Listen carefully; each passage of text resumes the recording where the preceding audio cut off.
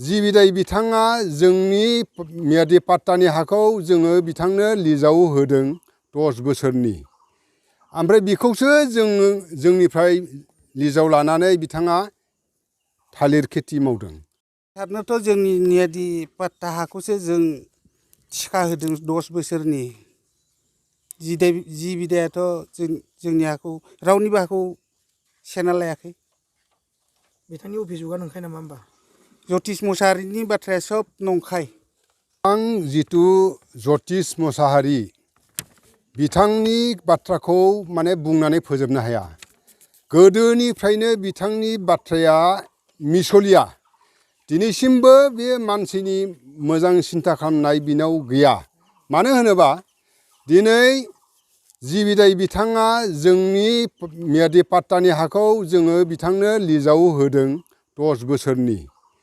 ओमफ्राय बेखौसो जोंनिफ्राय लिजाव लानानै बिथाङा थालिर खेथि मावदों।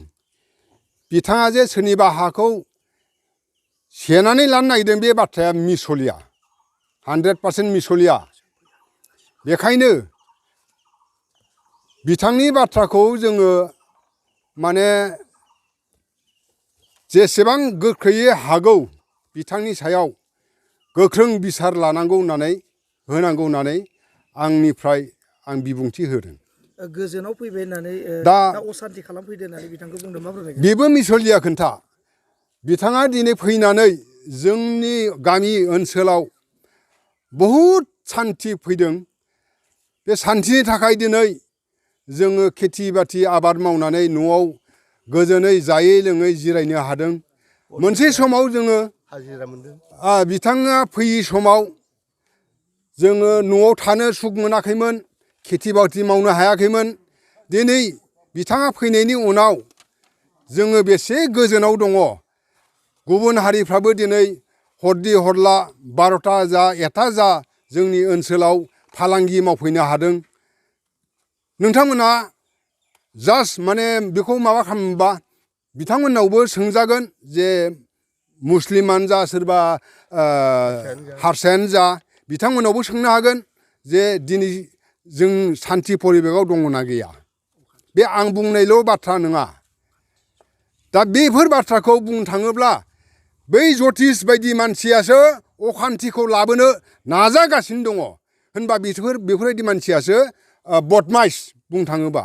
बिथाङा अपप्रचार खालामदों नामा? बिथाङा एकदम सानथ्र'हायै अपप्रचार खालामनानै दिनै मानसिखौ माने नंखाय बाथ्रा फोसावनायनि थाखाय आंनि बिबुंथि बायदिबा बिथांखौ गोख्रों साजा होनांगौ होननानै आङो बिबुंथि लाखिदों। बियो जोंनि निजा बिमा बिफानि सम्पति मियादि पाट्टा हा। जोङो बिथांनो रायलायनानै निजे मावनो हायैखाय बिथांजों रायलायनानै जोङो बिथांनो जोंनि हाखौ थिखा होनाय जादों। जोंहा बेयाव साबा ग्रुप दं। साबा ग्रुपआव जोंनि हाया 35 बिगा जायो। जों बे 35 बिगाखौबो जोंनो SDC मण्डला फैनानै गावसोरनो लाबोदों। बे जतिस मुसाहारियानो बिथाङा लाबोनानै जोंनो बेखिनि हाखौ सुनानै होलांदों। बिथांमोननि हाया दा गावसिनियाव ओंखारनाया खम ओंखारदों।